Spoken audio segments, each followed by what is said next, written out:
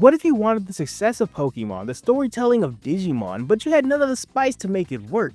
Because that's what Fighting Foodons tried to be, in my opinion. And I'm going to make a bunch of food jokes, but let me make this clear. The author really thought he was cooking when he did something. But man, let me tell you something. This show goes from okay to kind of funnish to mid to thank goodness this is only 26 episodes. Be it good or bad, this show came and went. And honestly, well, I'm kind of glad it didn't leave enough for seconds. Because if I have to hear Fried Ricer call out his own name one more time like he's Pikachu, I swear I'm gonna eat him. I'm gonna eat him. I don't know if you can eat a Foodon, but I will try. That's how far this show has pushed me.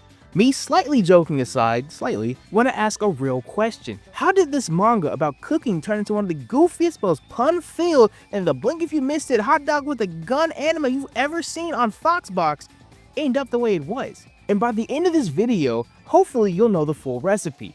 And maybe, just maybe, you understand why Fighting Foodons was doomed to be remembered as the weirdest leftover of the Monster Battle Collector era. So, hey, I'm Remy, and I just want to know, if anyone's just on Fighting Foodons, and if not, let's.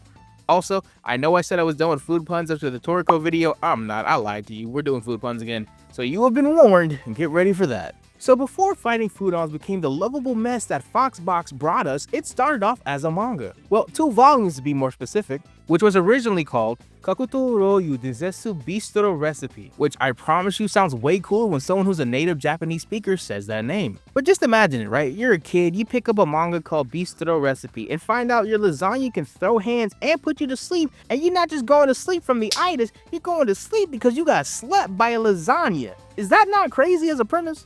This series was created by Naoto Tsushima and published by Kodansha and Comic Bonbon starting in 1997. It only ran for 2 volumes between 1998 and 1999, so it wasn't exactly a long-running shonen epic like, say, One Piece. I'm gonna reference One Piece every time I can, y'all know this by now. Overall, this felt like a short and experimental series, but just because it's short doesn't mean it was awful or anything, because even without huge sale numbers to brag about, it got an anime and a video game, which a lot of good manga do not get. I'm still not over how Siren is just lost to the void of time. Please, somebody, Madhouse, Bones, UFO Table, I'd even take the guys that did Blue Lock Season 2, just give me something. Siren deserves an anime. Black Torch is getting an anime. Black Torch has been dead for years and it came back. Give Siren an anime, please.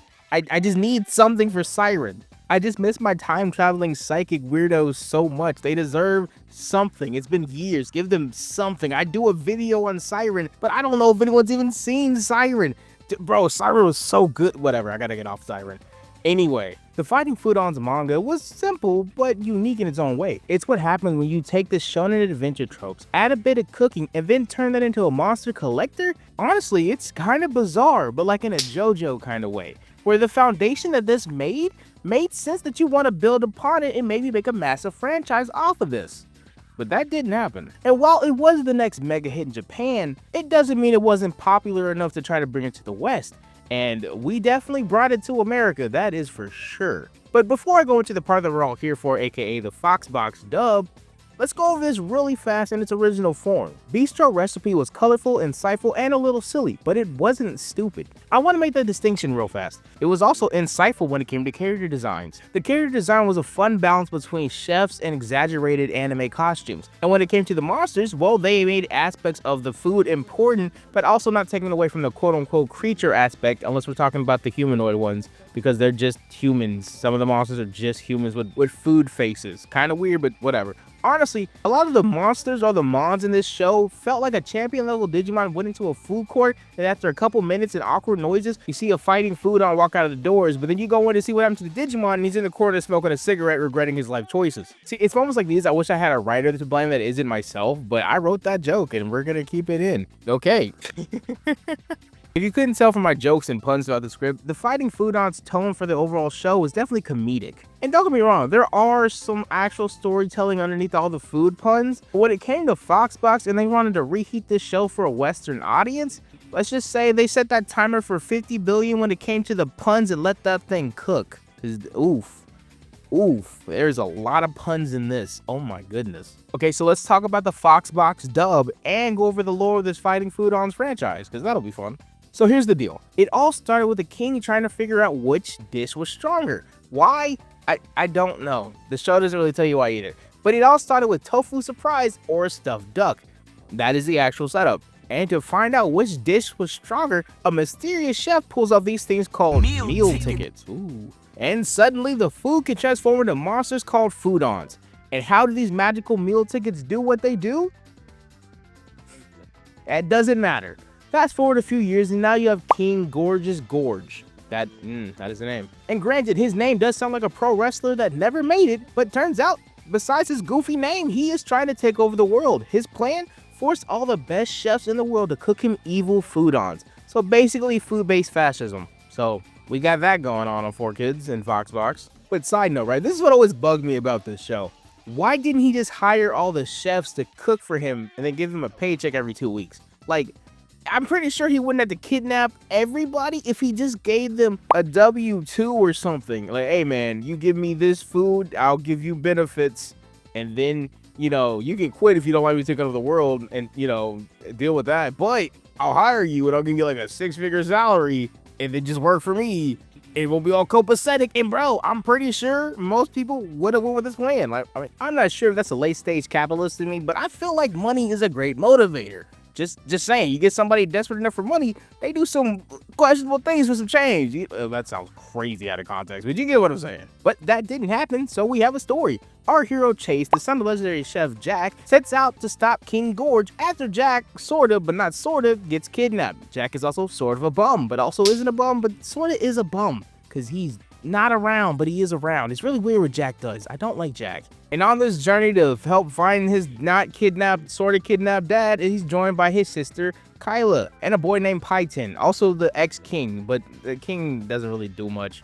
Either way, Python, he's just kind of hungry. And he also has Sir Dumpling. That's why I wanted to bring him up. Sir Dumpling, low-key, high-key, too cool for this show. I'll rock with Sir Dumpling, bro. Sir Dumpling is so cool. He's honestly cool enough to get over Python's lack of an actual character because Python is just hungry. That's practically it. And also his parents got kidnapped. But mostly, he's hungry. That's like 50% of his, not even 50, like 75% of his character. And together with one more friend that shows up eventually, I'm not going to say his name because I don't care about him, but he does show up eventually, they fight King Gorge and his big 4 henchmen, also like Claudia, who is the entirety of Jesse, James, and Meowth, aka Team Rocket, but in this show, and is a cat girl. So I'm sure one fan is eating really well after seeing that when she popped up on screen as a kid. That one fan. Yeah, I'm looking at you. Yeah, I know, you know who I'm talking about. Just you specifically. But overall, that's the setup. Classic shonen, good versus evil kind of show. With a hint of Monster Collection and Monster Battler. You got chefs as rebels and evil empire, family drama, destiny, fried ricer was there for some reason, meatballs, and tokusatsu burgers, because why not? Because this show has everything. And then 4Kids showed up and said, hey, let's give it a little bit more of everything and take away all the anime stuff. Let's make it fun for Americans. Only American. Only Americans. Woo. They done messed this show up so bad. They looked at the show and thought, forget all this drama, let's make it a comedy special. So if the original was already kind of punny, this is when the puns took off the weighted clothes and went full 100% off rip, because they let it fly in this dub version. Oh my goodness. I mean, the names, sweet baby Jesus, these character names and monsters are actually amazing. Food puns in almost every single one. Every single scene has a food related joke in it. Like, fried rice, or let's stir up some trouble, or the kitchen is open every episode, because that's how he starts cooking when he needs to cook. That's what he does. And after so many puns, you start becoming numb to it. You just go like, oh wait, no, actually, I gotta get that. That's kind of funny. Like, you have Stockholm syndrome from the puns, and they won because you're kind of starting to laugh now, and it's weird. But it's not that weird because you're laughing. So you're like, maybe I like this kind of humor. These are the after effects of watching 4Kids, Foxbox, and Kids WB as a kid in the early 2000s. This is long-term mental damage. We don't talk about this enough as a generation. The psychological damage 4Kid pun jokes have done to my generation is the unspoken trauma of millennials. You know what? Quote that, put it on a shirt, sell it on Etsy. Anyway. And the classic 4Kids Americanization of shows didn't stop there. They got rid of any cultural references because of course they did. They cut out anything too violent, and they swapped the soundtracks with every generic Saturday morning cartoon sound effect. It wasn't perfect, it really wasn't perfect, but they tried, so you kind of respect them for giving it the best shot. But if you don't want to, that's also perfectly valid, because, well, sometimes they just suck. And that's all you can say about that. What could have been a quirky action show turned into a nonstop barrage of dad jokes and slapstick. Which, as much as I'm downing it and clowning on it right now, honestly, I don't think it's the worst thing in the world. It's definitely not great. Like I've stated a lot, it's definitely not great. But since I started watching and reviewing a lot of 4Kids and Foxbox old cartoons, I've come to realize, yeah, they're bad, like super bad, but in a way that's kind of endearing in a sense. Like after a while, you kind of want to root for the joke to land even when it doesn't. And you know the next one after that won't land either, but you still hope anyway. Maybe that's why people remember the show, because here's the truth. The dub was goofy, so over the top, and it went from forgettable to mid-tier monster anime overnight. But honestly, that's probably why people remember this show. It's for dumb and goofy moments, it's for the weird creatures that make it so unforgettable that even 20 years later, you look back at it and like, you know what? Maybe that wasn't as bad as I thought it was, and it was actually kind of goofy. And honestly, I think that's the charm for a lot of the 4Kids anime dubs. Like, obviously, during the time when you're watching them as a kid, you're just kind of funny because ha fart jokes. But if you ever rewatch these shows as you get older with older sensibilities, you're like, huh, you know what? They try. Like, some of these jokes are actually kind of smart, but like not smart enough that a kid wouldn't get them. Like, a few of them stuck at a couple of adult jokes, so you kind of appreciate that. Because, you know, one writer in the room was like, hey, at least one little Timmy's gonna be watching this with his parents. Let's slip in one funny joke for them that little Timmy won't get. And that's kind of funny sometimes. So, don't get me wrong. Once again, not a great show. It's on paper, in actuality, in every form and facet, not a great anime dub. But it's endearing in its own unique 4Kids Foxbox kind of way. But not to mention, you know, all 4Kids Foxbox shows kind of had a bob of an opening. Like, it's not amazing. It's not the best in 4Kids, you know, repertoire. But like, hey, it's, you know, fighting Foodons. It's pretty hype. It's pretty hype. I appreciate it now.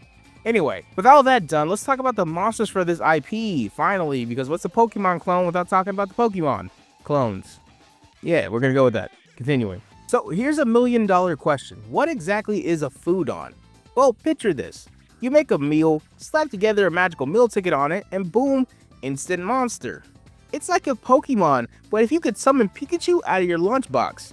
Every Foodon is unique to the chef who made it. Good cooks equal strong Foodons. Bad cook equals burnt meatballs. And that has always bothered me on some level, because what qualifies a good chef in that world? Because if I make a crazy good peanut butter and jelly sandwich and I throw a meal ticket on it, am I gonna get Super Saiyan peanut butter jelly man or monster? Because you can never tell if it's going to be a monster or a humanoid thing until it activates. But you get what I'm saying. Like, what defines that level of skill? Because I'm pretty sure a 5-year-old can make a crazy peanut butter and jelly if he really had to. And if you threw a meal ticket on it, what makes that monster not as rare or as powerful as, say, a Gordon Ramsay meal ticket? Obviously, Gordon Ramsay would be like high tier, 5-star, whatever. But you get what I'm saying. If it's ingredient based, they should establish that. And don't be wrong, the ingredients also matter, but it's like, bro, if I gave saffron to a home chef and tell them to make something out of it, they're not gonna know what to do with that saffron, because they're like, well, I don't know what to do. This is a pepper or something. Then your Foodon's gonna be trash, even though you use saffron, which is like the most expensive spice in the world. I just have so many questions that'll never be answered, but like, I need to know how this works. For no other reason than my own selfish curiosity. Like, I realize why it's open-ended on purpose, but man, that bugs me so much. But that doesn't matter, I guess. Let's talk about the Pikachu of the show, Fried Ricer, the world's ugliest Pikachu. A fried rice man, and I want to emphasize the man aspect, with a bowl of rice on his head in a human body. I guess it's more like a plate. I don't know why I said a bowl, but it's got a dish. He's got a dish for a cranium. It's weird. Fried Ricer dual-wield spoons. When I was younger, though, I used to think those were frying pans, like just cast iron frying pans for some reason. No, they're ladles, so I don't know. That's the interesting little tidbit about me.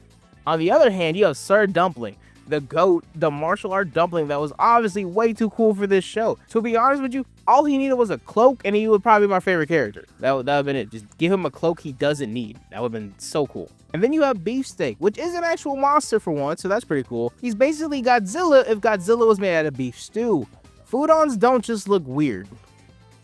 They are weird. Meal tickets summon them like Pokeballs, but unlike Pokemon, they have the option to guard, counter, evolve, which I guess Pokemon can do, but they do fuse, so that's something Pokemon can do. They fuse into what are called deluxe Foodons by using platinum meal tickets. And that's how you get the Black Dragon, Festivus, which I'm like pretty sure is a Seinfeld reference. Don't quote me on that, but like 25% sure that's a Seinfeld reference. And of course, there's also toppings, aka power toppings, because nothing says this is gonna get even more epic when I throw on some shredded cheese on my hot dog, man. Man, this series had it all, pretty much. Thankfully, there were no sprinkle toppings, because sprinkles are the worst toppings. I'll die on that hill. Or maybe pineapples on pizza. Either way, I'm dying on some hills today with that one. In this universe, toppings did heals, they did buffs, and they physically improved things that proved you're a good chef for some reason, because you did toppings at the right time. You know what?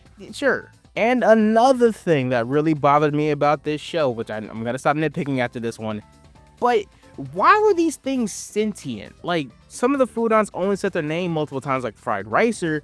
Others, they had catchphrases, and then there were some that were fully conscious and having conversations like Digimon. So it's like, are you alive? Or are you food? Are you like the spirits of the food that was turned into the ingredients, and then are you coming back as a weird homogenized homunculus with dark magic? Like, also, like, y'all people creating life and then enslaving it for fun? There's so many questions. All right, okay.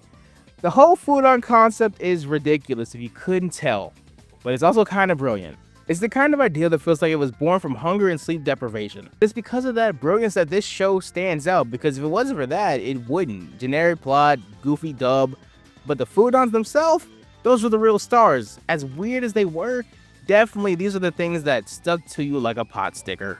That is the food pun for this bit. I get it there. I wrote it in because I felt like I needed one per section. So whether you love them or you wanted to eat them out of spite, you do remember them at the end of the day. What you might not remember is the video games, mostly because they were Japanese exclusive. So before Fighting Foodon was an anime, before the dub was filled with rice puns and other childhood westernized goofiness, it was a video game. Well, actually, 2 video games. Released in 1999 for the Game Boy Color, plus 1 extra for the Wonder Swan, which, let's be real here, only like 6 people outside of Japan actually had. So if you 6 people want to pick up this game after this video, by all means, tell them Remy sent you.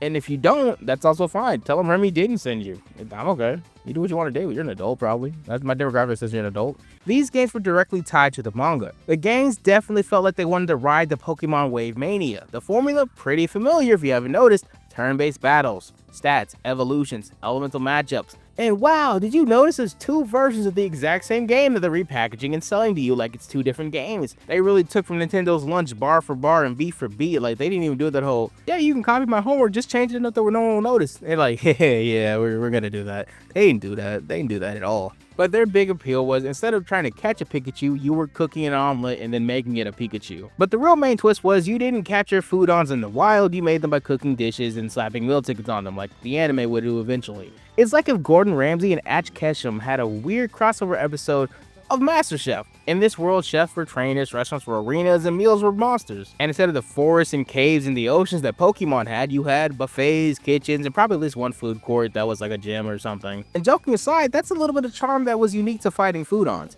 Sure, it was a Pokemon clone, but it had its own flavor, literally. And while it may have never left Japan, it set the table for the anime adaptation that would introduce the world to Foodons. So, you know, it did its job at least. That's pretty cool. So if you couldn't tell by now, Fighting Foodons was never gonna dethrone Pokemon. I'm pretty sure everyone who saw this IP thought the same thing, but they still tried anyway. It was just a little bit too weird, too niche, and well, too edible. But here's the thing, people still remember it. Fighting Foodons may not have left the biggest cultural impact of all time. Let's be honest here, it really didn't. But what it did leave was, well, an unforgettable flavor in its own unique way. It was ridiculous, it was weird, and somehow it worked to an extent. So no matter how you found it, via 4Kids, via this channel, or maybe just seeing weird cursed media from the early 2000s, you still found it, and I'm pretty sure you didn't forget it. Fighting Foodons has a weird way of sticking with you. It's the kind of series that reminds you not everything has to be a masterpiece to be memorable. Sometimes all it takes is food with arms and legs, throwing hands for the fate of the world. And honestly, that's beautiful in its own really weird way. So here's the Fighting Foodons, a dish best served with equal parts nostalgia, laughter, and the side eye because you're like, man, this is just really weird. So, hey, I'm Remy. Thanks for letting me check on Fighting Foodons. Like and subscribe and all the fun stuff. I will see you in the next video. But until then, y'all be easy. Later. Okay, so like this show is super weird. Like, I mean, like, I don't want to like downplay because I just said a lot of like kind of mean stuff on it in the video. I didn't hate this on the rewatch, but I also like didn't like it either. It's really weird. It's really weird. In my memory, it wasn't like my favorite show of all time, and I agree with my younger self because it definitely didn't hold up in my opinion. But I think it still isn't the worst thing in the world. I've seen worse for kids shows. I definitely have. There's some videos y'all ain't seen because I just didn't know how to talk about it. Like that guy to Defenders. Oof. Oof. That's something I don't even know how to talk about without just making fun of it for like 30 minutes. So, like I said, this isn't the worst show in the world, but it isn't a very amazing one. But if you have fond memories of it, that's cool. I hope you like it. I, on the other hand, think we're okay without fighting Foodons coming back personally. Okay, that's it for me rambling at the end of this. Thanks for watching, guys, and all that fun stuff. I will see y'all in the next video once again. Later. Goodbye.